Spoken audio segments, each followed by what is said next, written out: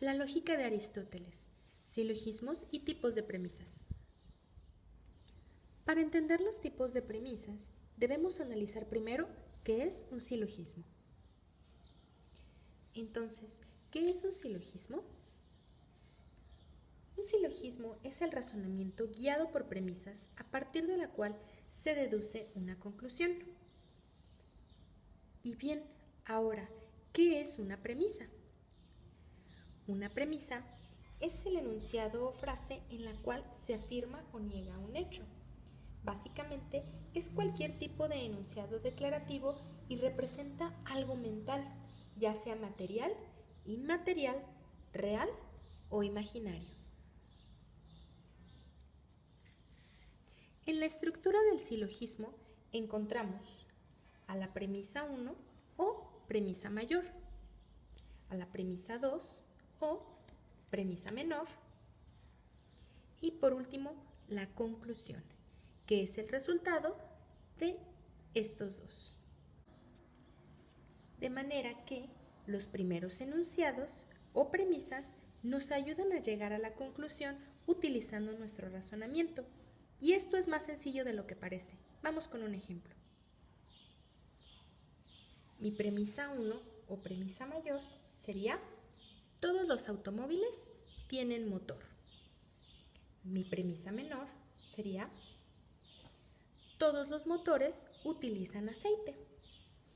Y mi conclusión sería: todos los automóviles utilizan aceite. ¿Por qué?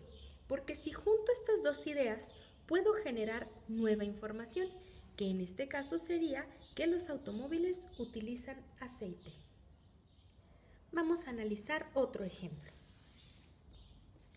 Premisa 1 o premisa mayor. Todos mis alumnos son inteligentes. Premisa 2 o premisa menor. Mariana es mi alumna. De manera que mi conclusión sería: Mariana es inteligente. Junto la primera premisa con mi segunda premisa y puedo llegar a esta conclusión. Vamos a analizar este mismo ejemplo de una manera más explícita. ¿Qué tienen en común la premisa 1 y la premisa 2? La palabra alumno se repite. Ahora analizamos otros datos. En la primera tengo información útil, que sería inteligente. Y en la segunda encuentro que Mariana también es información útil, que no se había repetido antes. La palabra todos aún no la tomo en cuenta, pues pertenece a otra definición. Entonces, aplicando los términos de silogismos, tenemos lo siguiente.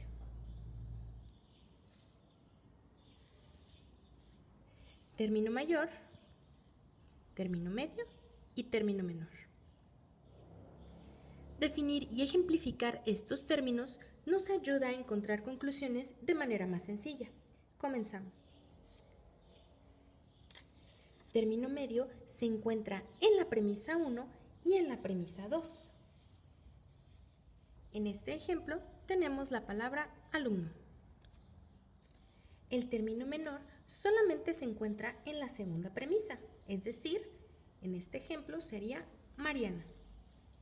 Y por último, el término mayor es aquel que se encuentra solamente en la premisa 1. En este ejemplo es inteligentes. Hay algo muy importante para recordar en esto, y es que el término medio jamás aparece en la conclusión. Únicamente lo podremos encontrar en las premisas.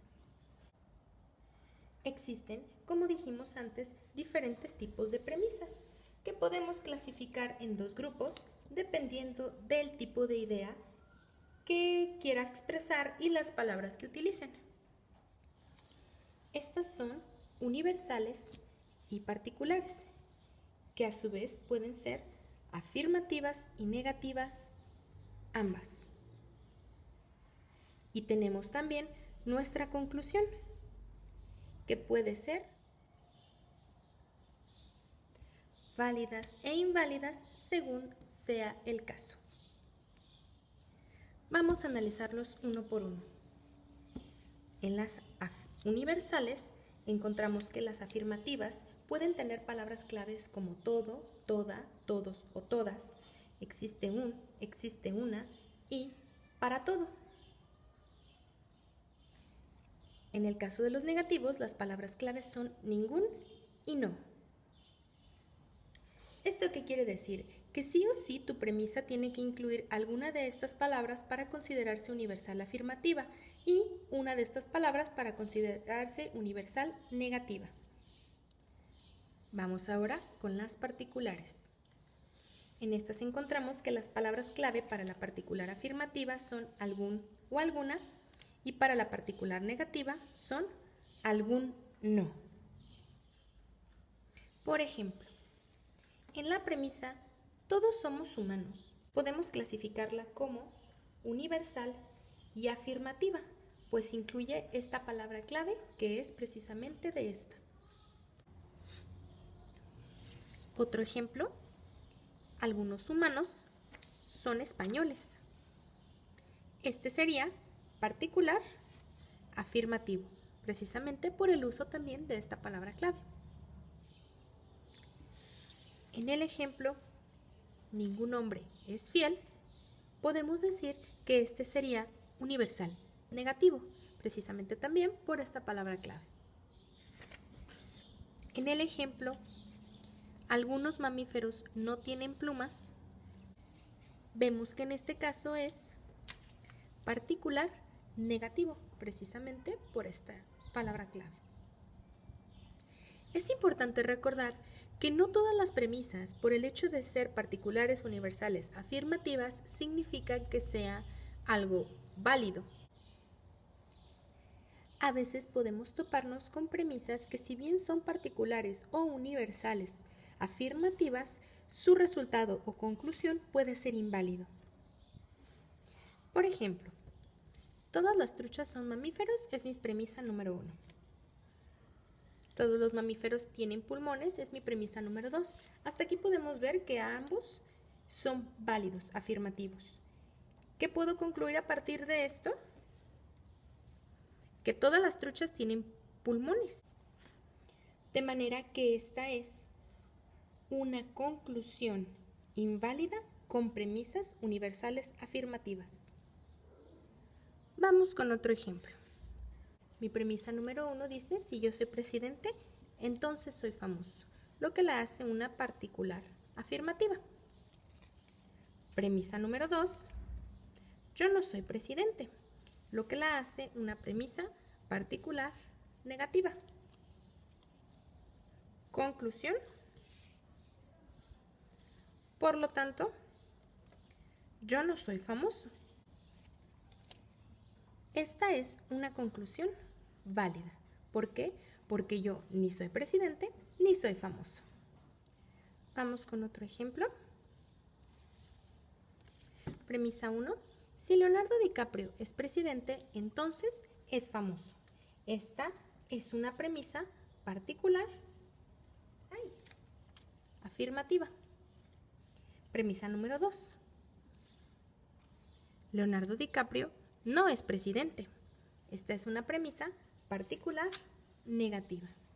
Por lo tanto, no es famoso. Esta conclusión es una conclusión inválida, pues aunque Leonardo DiCaprio no es presidente, efectivamente sí es famoso. Dentro de los silogismos manejamos distintos tipos de figuras. Estas figuras o categorías se pueden clasificar en 4. De manera que mis categorías quedan de la siguiente forma. Esta es la figura 1, premisa 2, conclusión, premisa 1, premisa 2, conclusión, y así también con estas dos figuras más.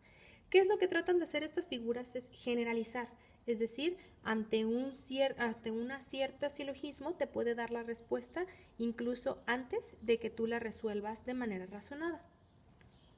Se ve quizá muy complejo, pero es más simple de lo que parece.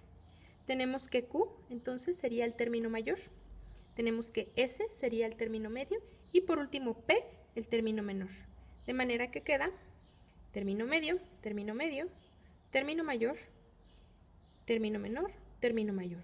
Como habíamos visto en las primeras reglas, Término medio aparece en primer y segunda premisa, pero no en la conclusión. Término mayor aparece en la segunda premisa y en la conclusión. Término menor aparece en la primera premisa y en la conclusión. Es mucho más sencillo de lo que parece. Vamos a verlo con un ejemplo. Antes de pasar para el ejemplo, repasamos una vez más que esta forma de organización solo es para crear categorías, mencionar silogismos como un conjunto y no como elementos separados. Vamos ahora sí con el ejemplo.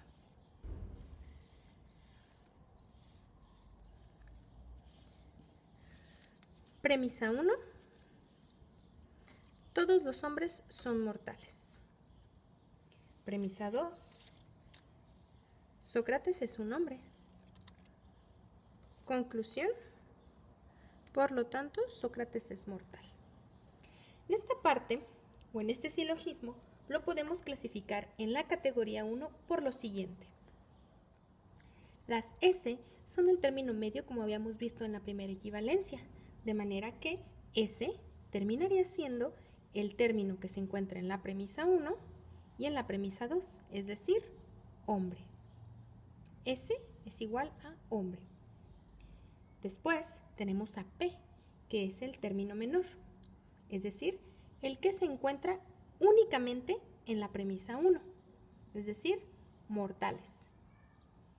Por último, tenemos a Q, que es el término mayor, y en este caso sería el que se encuentra únicamente en la premisa 2, es decir, Sócrates. Juntando solamente estos elementos, eliminando los que se repiten, me quedo con Sócrates y mortales. Gramáticamente es incorrecto, de manera que creo mi conclusión como Sócrates es mortal. Vemos entonces que esta premisa cumple con la estructura de esta figura y de esta manera lo podemos hacer moviendo todos los elementos para que puedan clasificarse en cualquiera de estos silogismos. Esto fue la lógica de Aristóteles.